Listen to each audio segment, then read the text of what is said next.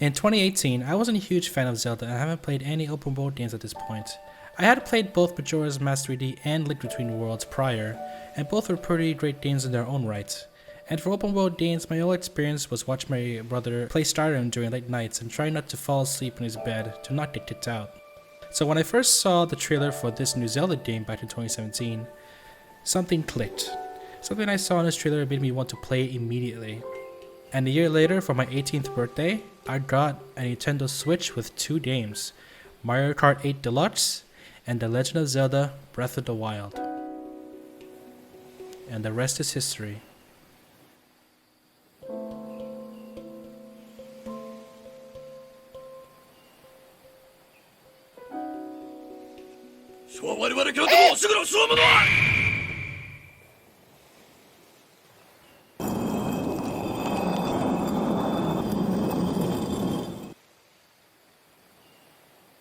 Hi.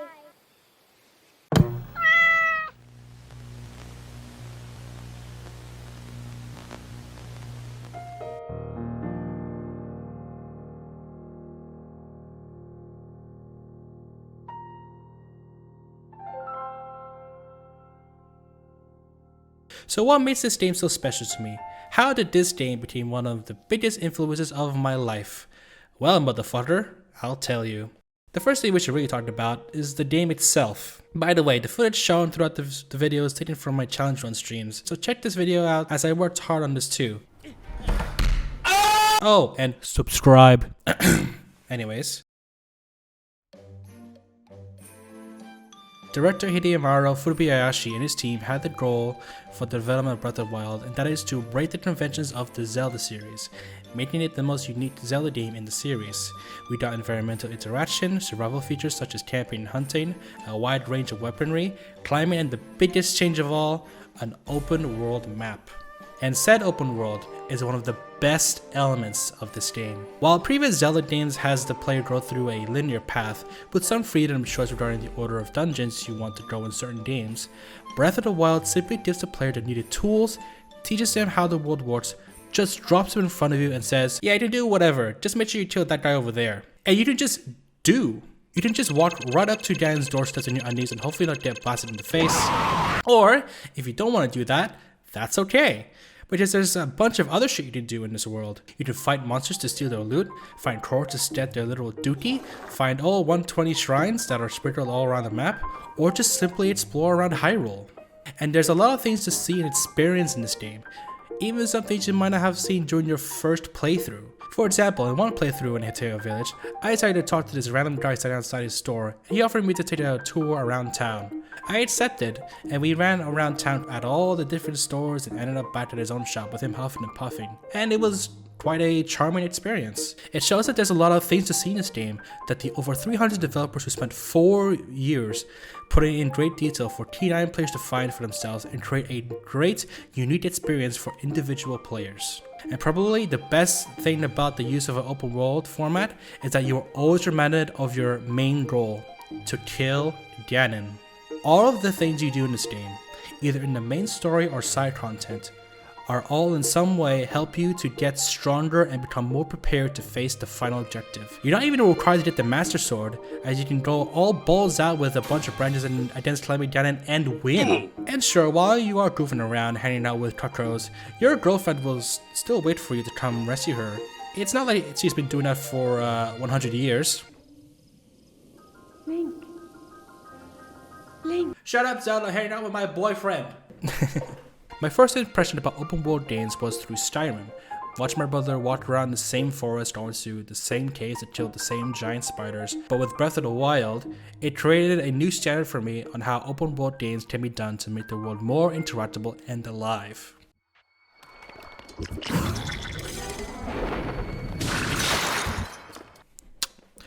Well, it's not all perfect.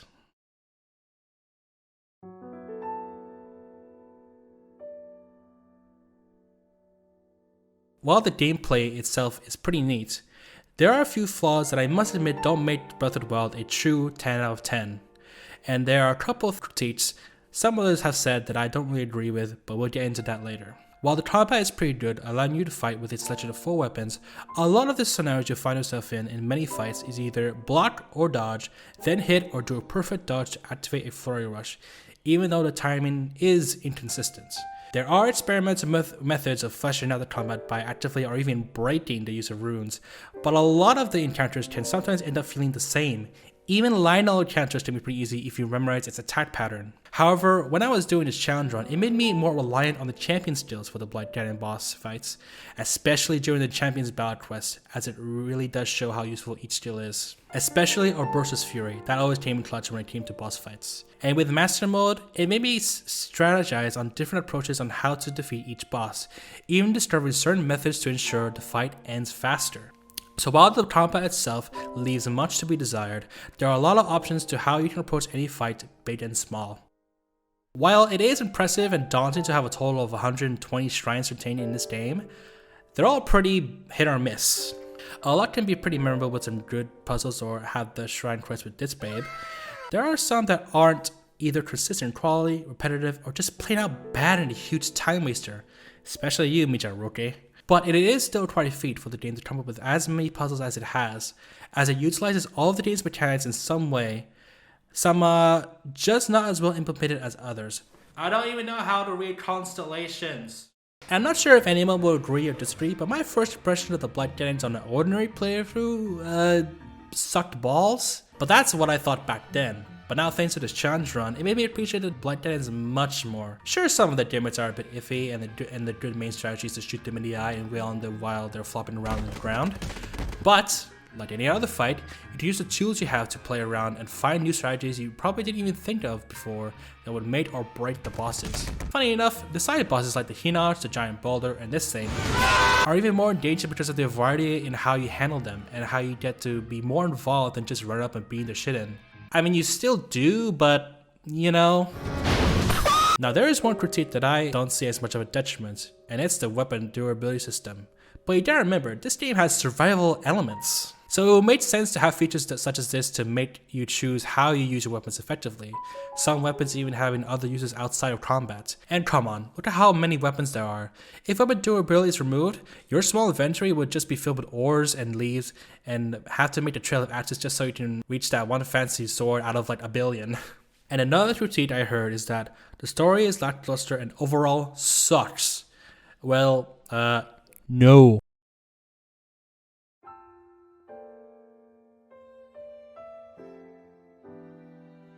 Alright, there are people who have critiqued this mediocre story, dumb it down to just go kill these robots and go kill Ganon, while you have to find short cutscenes that have Zelda sound like a robot. That is a Sheikah slate.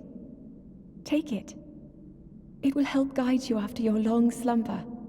But I digress, because I find this story to be quite fascinating in how they have characterized the two main characters in a more relatable storyline, something done in previous Zelda games but told in a unique way within the series. To me, it's a story about Link and Zelda.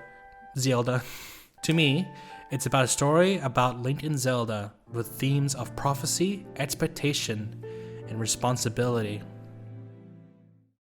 Throughout these memories, we get to see how the weight of the two responsibilities to fulfill the prophecy to defeat Ganon takes a toll on them that ultimately led to their failure and the fall of Hyrule. Mainly in Zelda's perspective, we see her struggling against the pressure of being the Princess of Hyrule, the one destined to seal Ganon, and is expected by not only her father, but by everyone in Hyrule to be ready for when Ganon attacks. At the Hyrule Castle memory, Rohan mentions how other royalists are talking behind her back, calling her the Princess of Failure, adding more weight on Zelda to unlock her sealing magic as soon as she can. But as that fateful day approaches, she finds herself frustrated with her slow process to unlock her magic, finding solace in her hobby as a scholar to research the ancient Sheikah technology, and even with her personal guard Link. While Link, yes Link, gets some characterization in this story as well. If you go to Zelda's bedroom and read her diary, there's an entry that talks about why Link went mostly nude.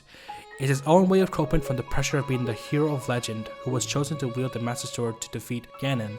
Not only that, but he is also the son of the Captain's Guard and Princess Zelda's appointed knights, bringing a lot of attention to him, which resulted in him being kept to himself as to not show weakness and keep up a stoic facade. We even get to see Zelda and Link grow closer together as we unlock more memories. Link always protecting Zelda from danger, while Zelda has some fun moments with Link that she does with scholarly work, with the odd argument here and there. We also see the relationships between Link, Zelda, and the rest of the champions through these memories as we learn a bit more about them and their chemistry. Barbossa being a protective older sister type to Zelda and even a potential motherly figure to her Zelda since her birth mother died when she was just a kid. Darut as a older type brother with Link as the two would eat rocks together. Mipha and Link being childhood friends and the Zora princess even having an obvious crush on him, making it more obvious and tragic with the Zora armor given to us by her brother's Sidon as a confession to Link's hand in marriage. And Revali, he's just that one friend who wants to one-up everyone and make his status as champion his personality, but you let him stay friends because who wants to be friends with this prince? So when Ganon suddenly attacks, Link and Zelda are helpless as they watch their friends and loved ones die from Ganon's overwhelming power. And while Queen Rohan was quite strict with Zelda's training and undermining her passion, he was the only family member Zelda had who tragically perished when Ganon invaded Hyrule Castle and caused the entire kingdom to fall from the invasion of the possessed guardians and divine beasts. And in this scene, we see Zelda at her limit, breaking down and falling into Link's arms as she mourns the loss of her friends and her father as the swordman simply comforts her with a look of melancholy in the rain.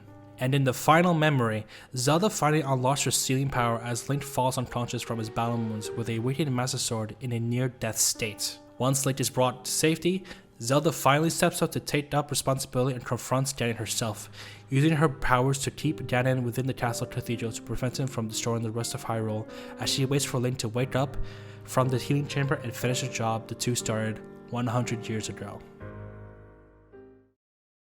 And when they have lost everything, they finally take up the mantle to try again and redeem themselves from their failures. And we do see that with Link throughout the game. With no memories of his past in the beginning, he doesn't feel the intense weight of the expectations of everyone in Hyrule like he did before, being mostly forgotten by everyone and only remembered through legends and stories. No longer feeling that pressure, he can have a fresh start as a new hero of legend, reigniting his unwavering courage to make things right.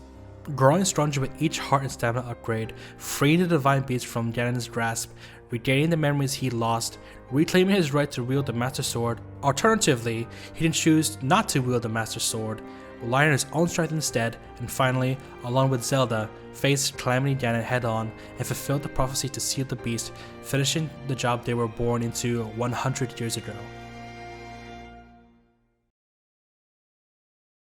Alright, I'm sure you're all wondering, why'd you tell us all about this shit? Are these the reasons why this game is your favorite of all time? Well, yeah, that's why I told you all about it. But there is one main reason why I built this game, and it's the atmosphere.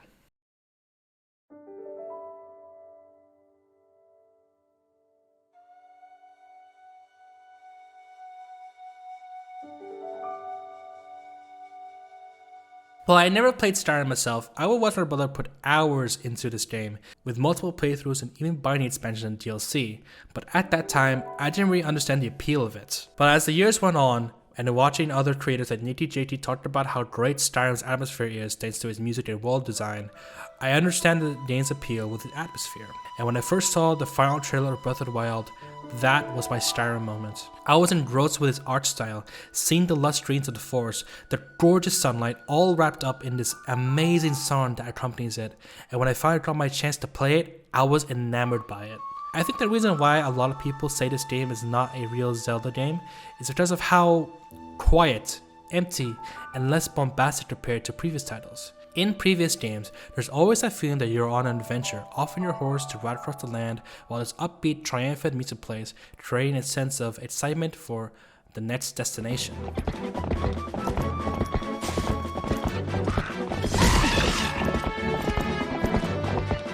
But in Breath of the Wild, it's pretty much the opposite.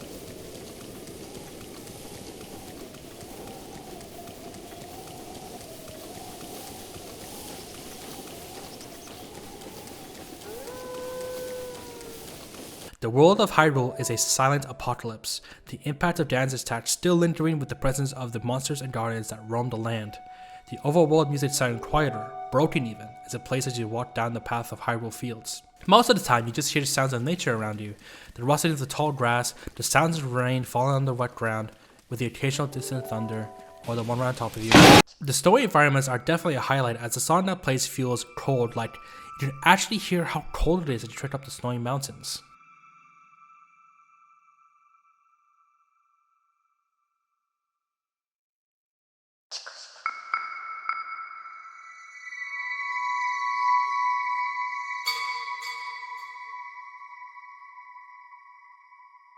And when there are moments of adaptive music you can definitely notice, such as the buildup of the Divine Beast tracks as you unlock more terminals to unlock the control center.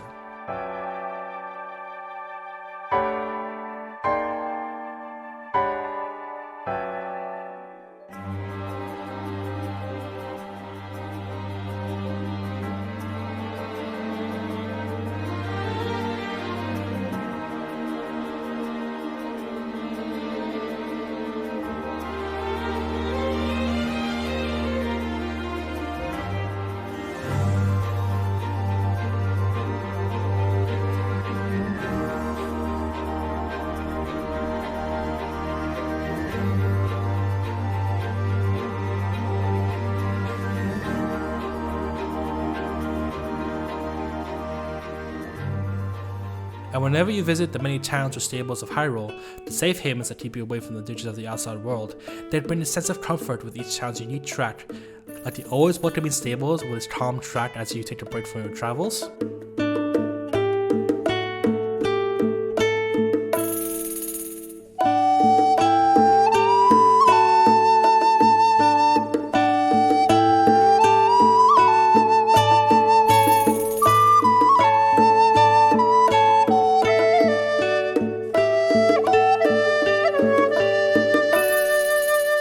The angelic sounds of Zora's domain,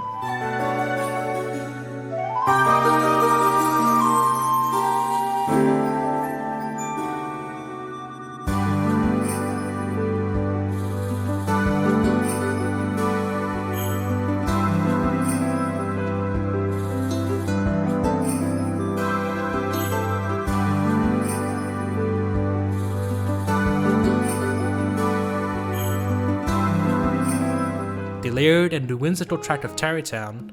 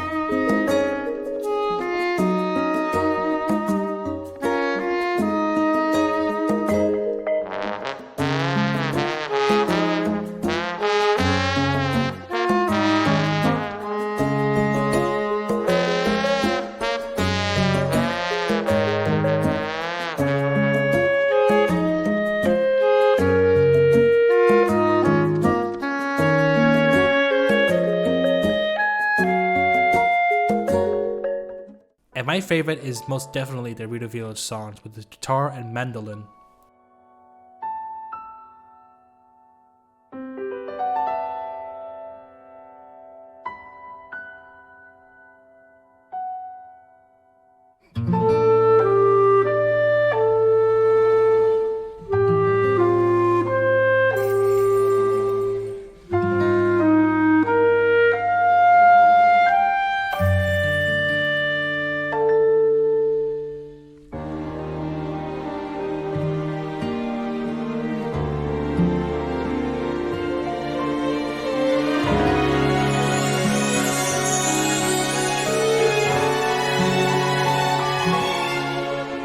All of this together, it creates an atmosphere I haven't experienced in a game before. It's like walking in an unfamiliar world that had a rich history, seeing glimpses of an old civilization destroyed and left in ruins, while those who survived had managed to adapt and live peacefully within their small havens as the constant threat of calamity looms over them. These aspects gave me a sense of curiosity to explore every nook and cranny of Hyrule, leaving no stone unturned in the hopes of finding either a shrine or even just something interesting leaving you with the experience of discovering it. I would always travel on foot, just to take in the environment, always feeling that a sense of calm as I hear the sounds of Link's footsteps and the clunks of his gear with each step. But I'm always reminded about my main quest, whenever I have a glimpse of Hyrule Castle or look up to see one of the lasers from the Divine Beast that points me to my final destination.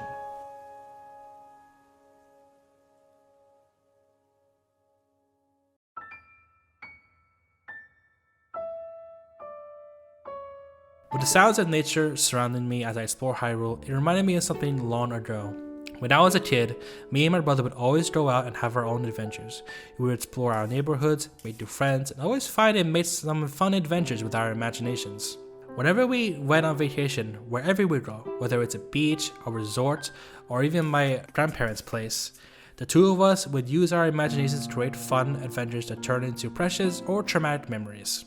And with the art style of this game, it reminds me a lot of the Studio Ghibli films I grew up on. Whenever my family frequented the sushi restaurant, I would watch films like Ponyo, Spirited Away, and My Neighbor Totoro. And I'm not the only one who thought of these comparisons. With its vibrant colors and whimsical visuals and its cel-shaded style, it creates a nostalgia feeling within me whenever I walk around the flowing fields of Hyrule. Remember back when I talked about Fujibayashi? Well before the development of Breath of the Wild would commence, he and his team created a prototype of a 2D Zelda that showcased the environmental mechanics using the original 1986 game, The Legend of Zelda, as their testing grounds. And here's something about the original Zelda. The series and first game was created by Shigeru Miyamoto, who based his inspirations for the mechanics that would define the series on his childhood memories. From his childhood stories, he would explore the countryside of Kyoto, exploring forests to catch bugs, and adventure in the caves using his imagination to create his own adventures. So when it came to making the original Zelda, Miyamoto wanted to create a game that would capture that same feeling of adventure he felt as a kid.